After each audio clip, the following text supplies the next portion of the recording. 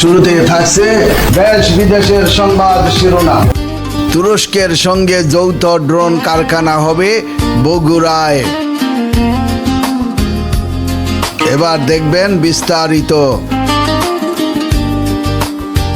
স্থানীয় সরকার, পল্লী উন্নয়ন ও সমবায় LGRD প্রতিমন্ত্রী মীর শাহে আলম বলেছেন, বগুড়া বিমানবন্দরে আন্তর্জাতিক মানের করা হচ্ছে। বগুড়ায় বিমান ঘাঁটির অনুমোদন হয়ে গেছে ইতিমধ্যে। বিমান বাহিনীর বহরে নূতন যে যুদ্ধ বিমান আসবে সেটি বিমান ঘাঁটির বহরে সংযুক্ত হবে। তুরস্কের সঙ্গে যৌথভাবে যে ড্রোন কারখানা সেটিও বগুড়ায় হবে।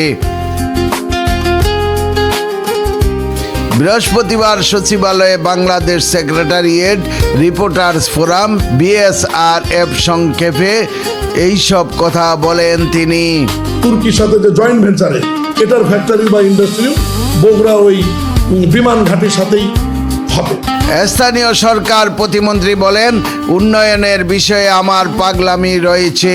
নিজ এলাকায় উন্নয়ন নানা কাজ করেছি, বিভিন্ন শিক্ষা প্রতিষ্ঠান করেছি, কিন্তু বিএনপি করার কারণে এতদিন এগুলো এমপিভুক্ত হয়নি। এখন সেগুলো এমপিভুক্ত করার চেষ্টা করছি। তিনি আরো বলেন, বগুড়ায় নতুন 4টি ইউনিয়ন করেছি। নামকরণ নিয়ে আলোচনা সমালোচনা হয়েছে। পরে প্রধানমন্ত্রীর অনুশাসন অনুযায়ী 3টি ইউনিয়নের নাম পরিবর্তন করে জনগণের চাওয়া অনুযায়ী নতুন নামকরণ করা হয়েছে। বিএনপি সরকার আসার আগ পর্যন্ত বগুড়ায় কোনো উন্নয়ন হয়নি। সেখানকার মানুষের চাকরি হয়নি, যাদের চাকরি ছিল তাদের পদায়ন হয়নি। তাই বগুড়ায় উন্নয়নের চেষ্টা করেছি। প্রধানমন্ত্রী বলেছেন, সমান তালে সব জেলার উন্নয়ন হবে। সেই আঙ্গিকেই বগুড়ায় উন্নয়ন নিয়ে কাজ করেছি।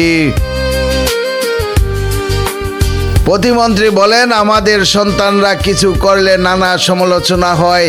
আমার নিজের সন্তান ক্রিকেট বোর্ডে বিনা প্রতিদ্বন্দ্বিতায় নির্বাচিত হয়েছিল। নানা কথা হবে এবং ব্যবসা বাণিজ্য দেখার জন্য তাকে পদত্যাগ করতে বলেছি। সে পদত্যাগ করেছে, এটার নিউজ হয়নি। বিগত 17 বছর আমাদের ছেলেরা কিছু করতে পারেনি, তারা নিগৃহীত ছিল। এই বছরেই স্থানীয় সরকার নির্বাচনে জানিয়ে তিনি বলেন, স্থানীয় সরকার নির্বাচনের জন্য বাজেট রাখা হয়েছে। নির্বাচন কমিশনও প্রাথমিক প্রস্তুতি শুরু করেছে। বড় বাজেট বাস্তবায়ন যেমন সরকারের জন্য চ্যালেঞ্জ হবে, তেমনি অবাধ, সুষ্ঠু, নিরপেক্ষ, গ্রহণযোগ্য নির্বাচন করার চ্যালেঞ্জও আছে।